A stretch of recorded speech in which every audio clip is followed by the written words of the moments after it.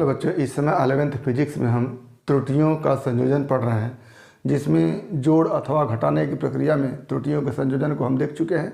आज हम देखेंगे गुणन की प्रक्रिया में त्रुटियों का संयोजन। तो आज का हमारा टॉपिक होगा कि गुणन की प्रक्रिया में त्रुटियों का संयोजन। गुणन की प्रक्रिया में त्रुटियों का संयोजन। यहाँ पर गुणन की प्रक्रिया में त्रुटियों का संयोजन तब होता है जब कोई भौतिक राशि दो या दो से अधिक भौतिक राशियों के गुणा करने पर प्राप्त होती है। जैसे एक भौतिक राशि है कार्य, और कार्य बराबर होता है बल गुणे विस्थापन। तो यहाँ पर अगर बल को निकालने में कोई त्रुटि हो रही है, विस्थापन को निकालने में त्रुटि हो रही है, तो कार्य प्राप्त करने में बल में जो त्रुटि होगी वो और विस्थापन में जो त्रुटि होगी वो दोनों संयोजित हो जाएंगे, दोनों जुड़ जाएंगे और वो कार्य में त्रुटि के रूप में दिखेंगे। या फिर हम दूसरा फॉर्मूला लेते हैं, क्षेत्रफल बराबर लंबाई गुणित चौड़ाई। तो यहाँ पर अगर किसी आयत का क्षेत्रफल निकालना है तो हम उसकी लंबाई को मापेंगे, उसकी चौड़ाई को मापेंगे।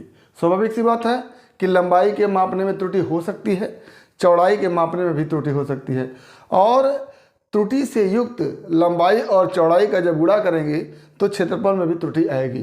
तो क्षेत्रफल में कितनी त्रुटि आएगी और लंबाई और चौड़ाई के मापन में जो त्रुटि होगी उस पर क्षेत्रफल की त्रुटि किस प्रकार से निर्भर करेगी, उसी को हमको देखना है। तो यहाँ पर हम मान लेते हैं कि कोई भौतिक राशि z है, दो अन्य भौतिक राशि x एवं y पर गुणन की संक्रिया के हिसाब से निर्भर करती है।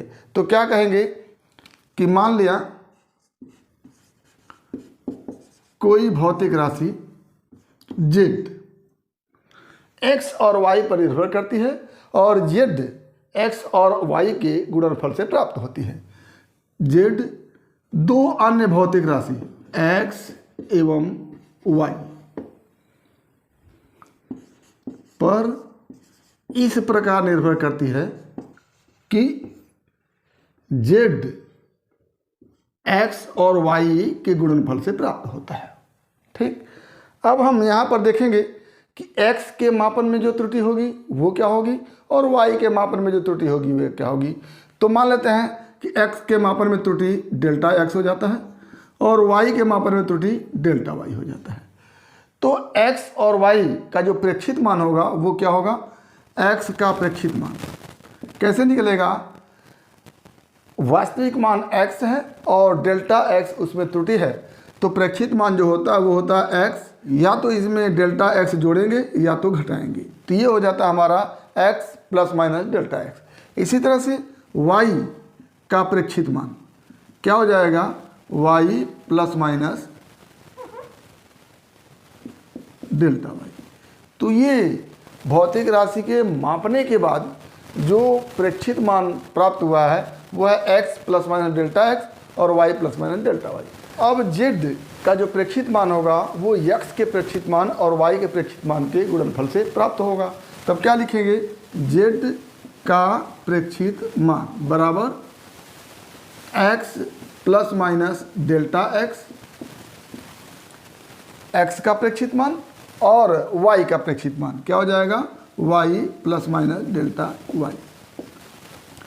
अब हम z के प्रेक्षित मान को z plus minus delta z रखेंगे, क्या हो जाएगा, imply that z plus minus delta z equal to x plus minus delta x into y plus minus delta y।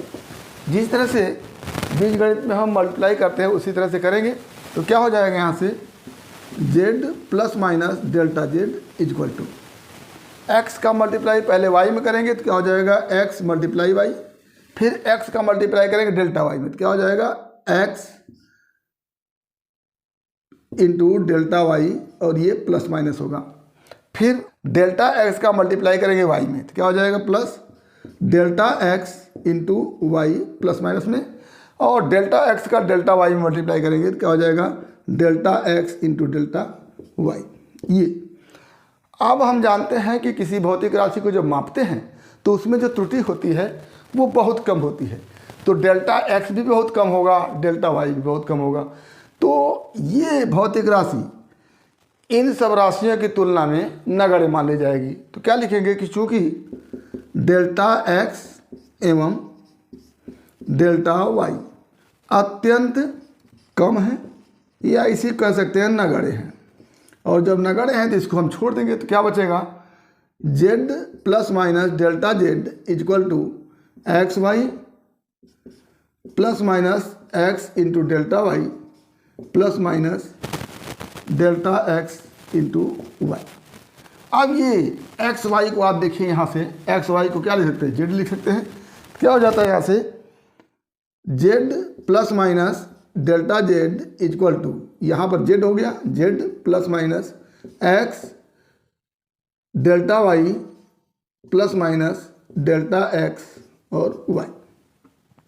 तो ये इधर आएगा तो माइनस हो जाएगा, कैंसिल हो जाएगा, तो हमारे पास क्या बचेगा, डेल्टा जेड बराबर plus minus X into delta Y और plus minus delta X into Y. ये बच गया इतना।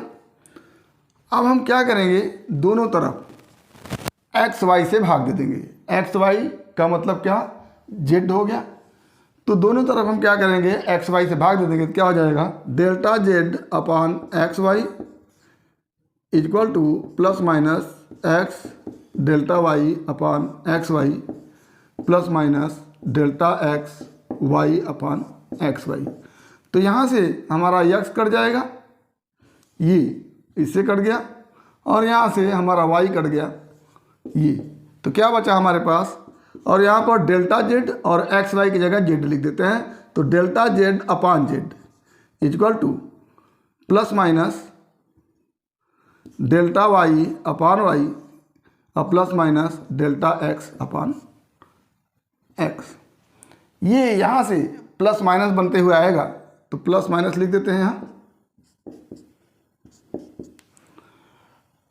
आप देखिएगा, चूंकि इसके पहले भी हम बता चुके हैं कि जो त्रुटि होती है उसको अधिकतम त्रुटि कहते हैं, धनात्मक त्रुटि लेते हैं, तो सब जगह क्या हो जाएगा, धनात्मक हो जाएगा। तो क्या लिखेंगे, delta Z upon Z equal to delta X upon X plus delta Y upon Y.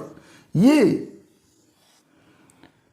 Z में भिन्नात्मक त्रुटि हो गया, और ये एक्स में भिन्नात्मक त्रुटि, और ये वाई में भिन्नात्मक त्रुटि। तो ये भिन्नात्मक त्रुटि के रूप में फॉर्मूला बन के आता है कि delta Z upon Z equal to delta X upon X plus delta Y upon Y, या कह लें जेड में भिन्नात्मक त्रुटि बराबर एक्स में भिन्नात्मक त्रुटि प्लस वाई में भिन्नात्मक त्रुटि।